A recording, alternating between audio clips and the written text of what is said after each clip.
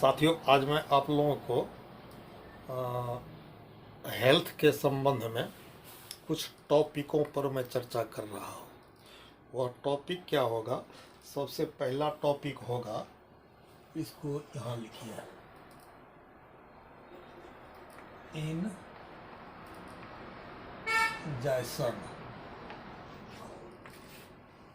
ठीक, इसके नीचे लिखिए आप डाइजेशन। इसके नीचे लिखिए आप एनिमिलेशन।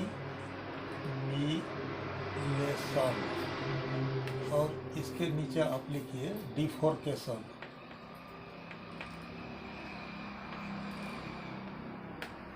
अच्छा, अब इस चारों चीजों को अच्छी तरह से समझिए। इंजाइशन, अंतर्ग्रहण, हम जो भोजन कुछ अंदर को लेते हैं, ये हो गया इसका डाइजेशन, जो मेरे डाइजेस्टिव सिस्टम में उसका पाचन क्रिया होता है। एनिमिलेशन, इसका अर्थ होता है जैसे आइए 1 मिनट के बाद मैं आपको बता रहा हूँ।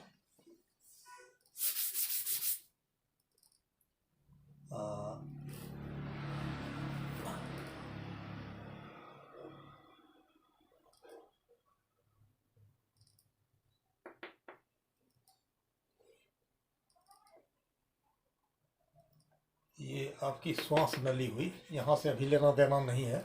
यहाँ एक, इसको कौवा बोलते हैं, या अंग्रेजी में इसको बोल दीजिए एपिग्लोटिस। जब हम अन्न अंदर को लेते हैं तो ये श्वास नली को बंद करती है, और श्वास जब लेते हैं तो ये अन्न नली को बंद करती है। आप एक चीज़ और गौर से देखे होंगे, भोजन करते वक्त अगर आप सड़क जाते हैं, एक भी दाना चावल का अगर श्वास नली पे अटकती है तो इसको आधा पौने 1 घंटा तक एपिग्लोटिस रोक के रखती है। बाद में एकाएक आपको छींक होगी, खांसी होगी, उसमें उस दाने का टुकड़ा मुंह से या नाक से कहीं से निकल के यहाँ गिरेगा। ये एपिग्लोटिस का फंक्शन है। अच्छा, तो अब आइए यहाँ, इसकी लंबाई यहाँ से लेकर यहाँ तक होता है 12 अंगुल, और 12 अंगुल को डियोडिनम अंग्रेजी में कहते हैं, इसलिए कि इसका जर्मन नाम होता है डियो। डियो का अर्थ होता है 12, या हिंदी में इसको कह दीजिए आप 12 अंगुलांत्र। और डियोडिनम के इस सिरे में एक पार्ट्स होता है, इसको हम बोलते हैं आमाशय। ठीक है, इसको तो हम बोलते हैं आमाशय। आइए,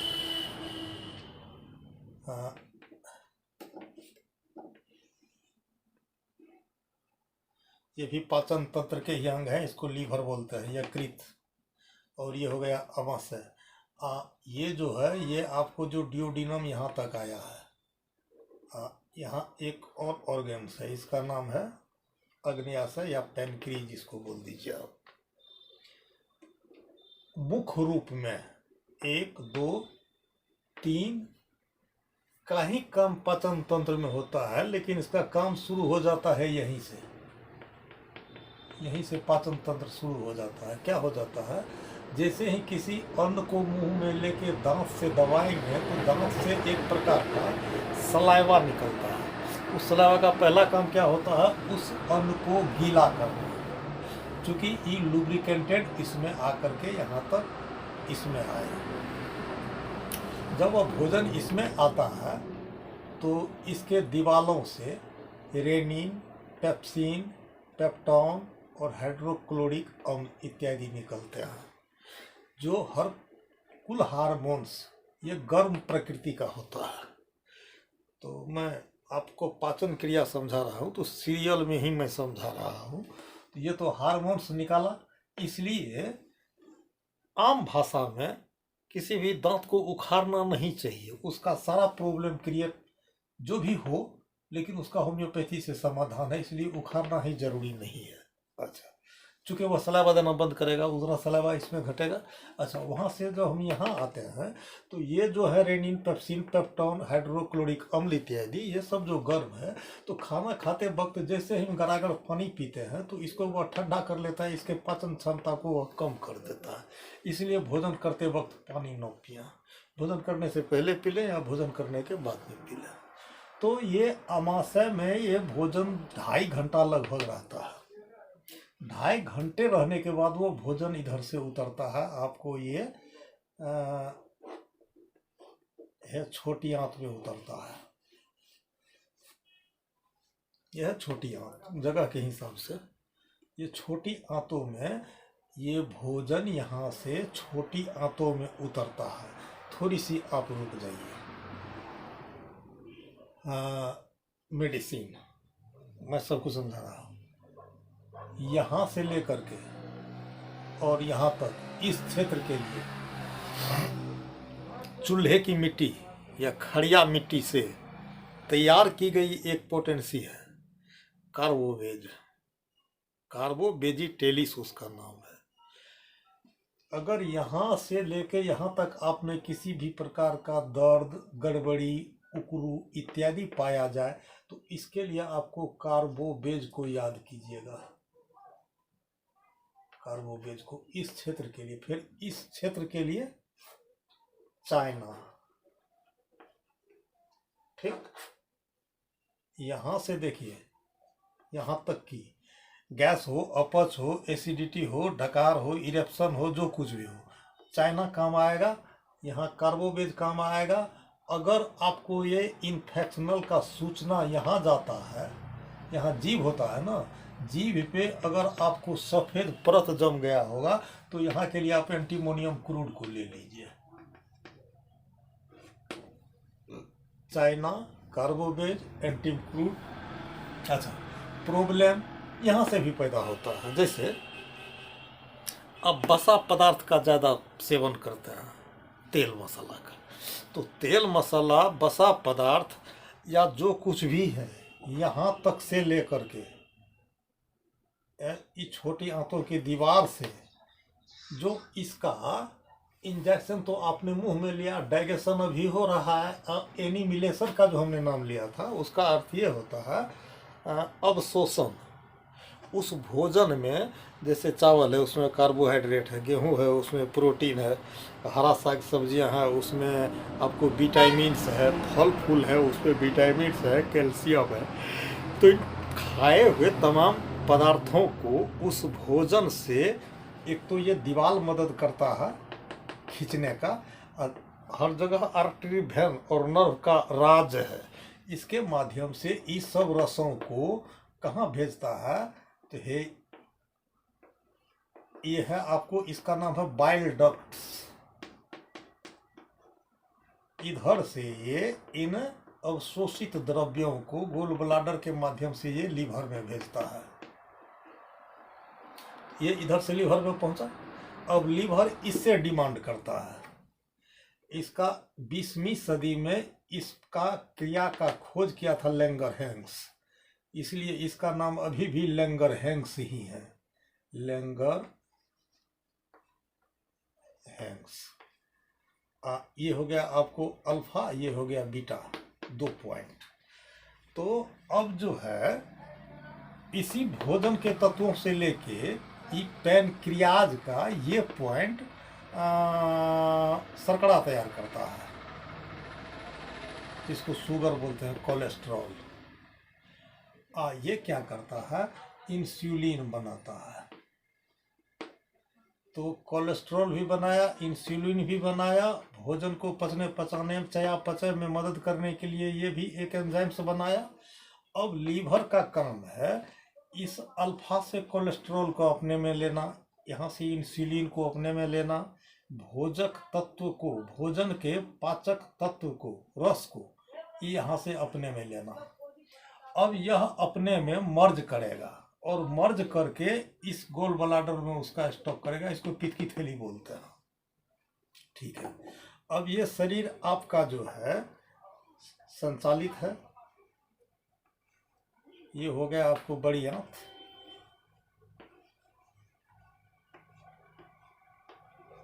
ये हुआ आपका मल द्वार। हमने जो आपको डिफोर्केशन का नाम लिया था यही है, मल त्याग। ये भी पाचन तंत्र में ही आएगा। अंतर्ग्रहण, डाइजेशन एनिमिलेशन और डिफोर्केशन, ये तो सब पे भारी है। अगर आपको एक दिन मल त्याग करने में कोई परेशानी महसूस हुई, सावधान हो जाइए और चेक कीजिए क्यों मुझे मल त्याग करने में परेशानी हुई, उसका अविलंब सफाया कर लीजिए। अगर यहाँ पर थोड़ी सी बहुत आलस करते हैं तो ये केवल गैस नहीं बनाता है, इस तमाम सिस्टमों को गड़बड़ा करके ये अक्सर हाँ ये भेजता है डायबिटीज में। इसलिए इस पर भी ख्याल करने की चीज़ है, ख्याल करने की चीज़ तो हर जगह है। हमने यहाँ से अटका था बातों पर कि अगर हम फैटी वस्तुओं को ज़्यादा पसंद करते हैं तो फिर एंटीमोनियम क्रूड, कार्बोवेज, चाइना और यहाँ पल्साटिला का फेज आएगा। अब आपके पाचन तंत्र में होने वाली गड़बड़ियाँ, जिनके लिए इसको क्या कहिएगा, एसिडिटी कह दीजिए, इसमें हाइड्रोक्लोरिक अम्ल ज़्यादा बन गया, आपको इधर से डकार आया, तो ये 4 दवाइयाँ आपको एंटीम क्रूड, कार्बोवेज, पल्साटिला और चाइना, ये चारों दवाइयाँ आपके इस सिम्टम को वह ठीक करती है। बातें यही नहीं समाप्त हो जाती है, और बातें हमने जो आपको कहा, इस दांत से जो सलाइवा निकलता है तो कभी ऐसा होता है इस नली में यहाँ एक प्रकार का जलन पैदा होता है, तो फिर इन्हीं दवाइयों के बीच में यहाँ के लिए आप कैप्सिकम रखिए। और कैप्सिकम जलन की ही दवाई है, जली हुई ही दवाई है। कैप्सिकम का अर्थ होता है लाल मिर्च, जैसी तीखी और कड़वी होती है वैसा ही तीखा और कड़वा काम भी कैप्सिकम का है। चूँकि मिर्च से ही बनाई गई ये दवाई है, आपको कैप्सिकम। अच्छा, और एक चीज़ है, ये जो है डिफोर्केशन पॉइंट, मल त्याग का मलद्वार जो है, यहाँ भी कुछ गड़बड़ियाँ कभी कभी पाई जाती है। आप सुने होंगे किसी आदमी को हवा पास नहीं होता है, तो हवा अगर यहाँ से पास नहीं होता है तो इसका ये गुम बुझाएगा, पूरे मूड ऑफ बुझाएगा, मनहूस बुझाएगा। तो इसके लिए क्या चीज़ दीजिएगा, इसके लिए इसको आप, जगह तो नीचे हो जाता है, रेफनस एस्टाइवा, रेफनस एस्टाइवा, इसकी 2-4 खुराकें आप अगर प्रयोग में लाते हैं तो ये सीधे हवा पास करा देगा ये रेफरंस एस्टाइवा। अच्छा, एक चीज़ और हंसी लगने वाली बात, किसी आदमी को सभा में हो या रास्ता में हो या भीड़ में हो या भरा के, इतना ज़्यादा हवा पास होता है कि वह स्वयं को भी लज्जित हो जाता है। इसके लिए यहाँ आप एमोनियम मयूर का प्रयोग कीजिए। अगर ज़्यादा हवा निकलता है, हवा नहीं निकलता है रेफनस एस्टाइवा, तेल बहुत ज़्यादा खाते हैं पल्साटिला, पेट के बीच में मध्य में किसी भी प्रकार का गैस है चाइना, यहाँ जलन हो तो कैप्सिकम, और जिभिया पे अगर सफ़ेद परत हो तो एंटीमोनियम क्रूड। मोटा मोटी ये हम पाचन तंत्र में सहयोग करने वाली कुछ दवाइयों का हमने आपको नाम बताया। अब एक चीज़ है, इसमें है क्या चीज़, देखिए ये बड़ी आंत है ना, इसको यहाँ से डिवाइड कीजिए, और उसमें भी दाएं भाग में, अच्छा तो इधर भी लिखिए बाएं भाग में,